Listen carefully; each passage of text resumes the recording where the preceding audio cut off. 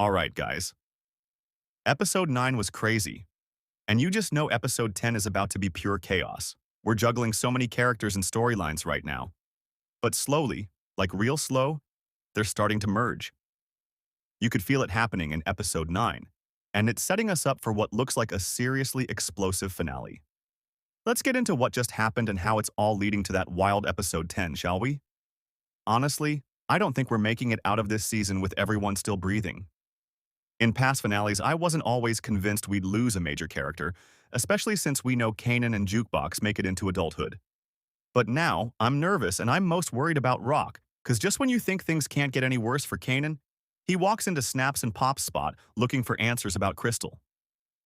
But these two are playing a different game.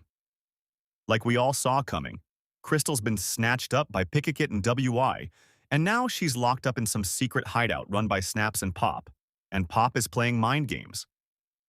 She brings Crystal out of her cell, offers her some food like it's all good, but it's just bait. She wants to know what Kanan knows about Famous' death.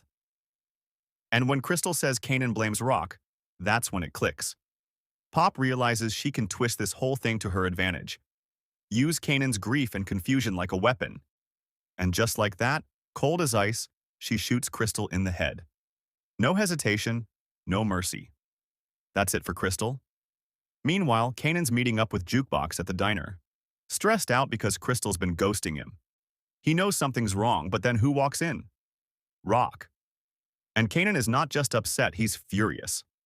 She tries to convince him she had nothing to do with Famous's death, but he's not hearing it, especially after she mentions that Crystal came to see her 2 days ago. And now she's missing. Whether Rock's telling the truth or not doesn't even matter at this point. Kanan's too deep in his anger to believe anything she says. He's spiraling, and it shows. But the darkest moment, Kanan finding Crystal's stepdad, Purcell. He doesn't know where Crystal is either, but Kanan isn't letting that stop him. He finally unleashes all that rage and trauma, making Purcell pay for what he did to Crystal in the past. It's clear now Kanan's not just broken, he's becoming something else. And everyone who hurt him or the people he loves, they're on borrowed time. Back to Snaps and Pop. They act like they don't know anything, but then they drop something huge. They say they know who killed Famous.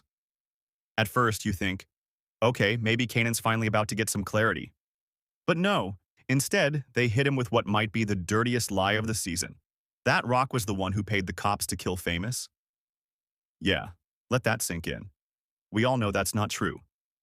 But Kanan, he's already in a dark headspace, grieving, confused, and full of resentment. So when they feed him this lie, it doesn't matter that it sounds ridiculous to us. It works. It hits exactly where they knew it would. Snaps and Pop are clearly trying to weaponize Kanan, push him into making a move, and the scariest part, it looks like it might be working. This lie could change everything. If Kanan actually believes that Rock had it Famous killed, there's no coming back from that. This is more than a family rift. It's fool and betrayal in his eyes, and that's dangerous. Adult Kanan was sharp. He was always 5 steps ahead. But young Kanan hasn't figured that part out yet. He's impulsive, emotional, and that's dangerous, especially when people are feeding him half-truths and playing with his trauma. Rock's relationship with Kanan is basically shattered at this point. She knows it, but she still won't fully admit her role in everything. That lack of real